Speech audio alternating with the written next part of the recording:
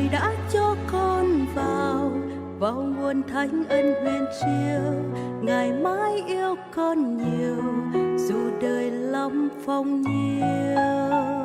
Ngài vẫn luôn yêu thương dù cho con mang bao lầm lỗi.